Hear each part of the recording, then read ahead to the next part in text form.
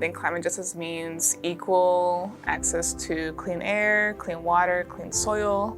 Creating an equality for our future, for our generations to come. Solving those, repairing those harms, and looking forward to like a better future.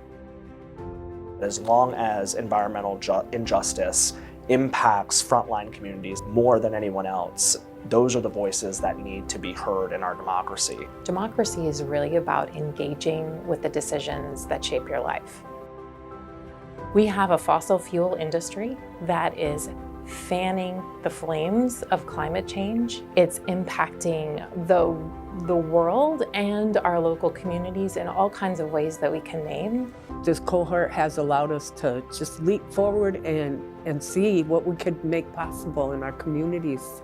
A cohort of people like this who are truly willing and able to, do the work and jump into the fray and into the fight. It's offered me an opportunity to empower myself, and learn from a lot of other seasoned organizers. Sometimes the work can feel a little daunting. You can feel like you're by yourself, like, oh man, it's a one-man army against this whole establishment or this whole issue. And then you remember it's other people in your corner. They may not be in Milwaukee, they may not be by you, but they're taking on that same fight with you. This cohort's been fundamental for that. So this cohort has really supported us in getting our messaging out. It has also embraced us to learn new messaging and new ways of messaging. And I think that created the biggest advantage of all, because we could reach more people that way. I think the cohort and program has been really helpful in finding commonalities with the climate justice movement around the Midwest and in really different communities. We are all trying to reach communities that might be on the front line, that might be, without resource. The ability to compare the things that you're doing without having to do all of the things. I get to see what works for other communities, other people, hear from their perspectives, and then kind of just apply that into our work. It's one thing to do the work, to create the narratives, the messaging, the videos, but then you need someone to see it. And I think the partnerships enabled through this cohort made that possible.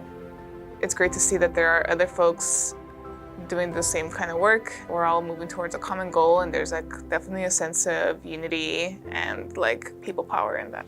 It's really nice to be able to share tactics and resources and information and audiences with a lot of folks that are rooted really deeply in their communities. Really taking an approach that is not something that just works for us. I think it's taking an approach that works specifically for the people in the communities that are first impacted. That impact was able to be made in my community. Finding leaders in those communities, having them do outreach, who are trusted messengers, and figuring out what those issues are and finding creative solutions for, advancing clean energy, but also address the issues in those communities. Because otherwise, if you're proposing projects or solutions that don't address those issues, it feels like it's something happening to you and not with you. So this grant has really enabled CURE to have access to resources to support that work, to be able to do it, to focus on it. The things we all want, which is, for our energy systems to be affordable and reliable, and also to be not causing us climate harm.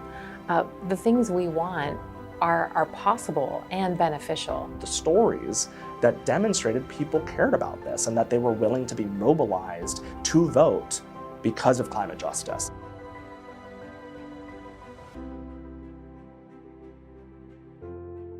It's much easier to go on a long journey if you have a team.